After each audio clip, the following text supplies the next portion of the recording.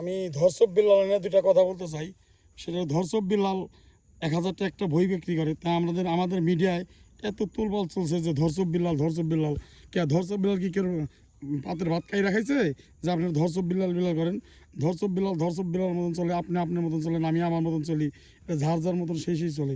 তো ধর্ষক বিল্লাল নিয়ে আপনারা এত কথা বলেন কী কারণে, সেটা আমাকে কমেন্ট করে জানাবেন। ধর্ষক বিল্লাল কি আপনাদের প্লেটের ভাত খাই রাখাইছে না কিছু খাইছে?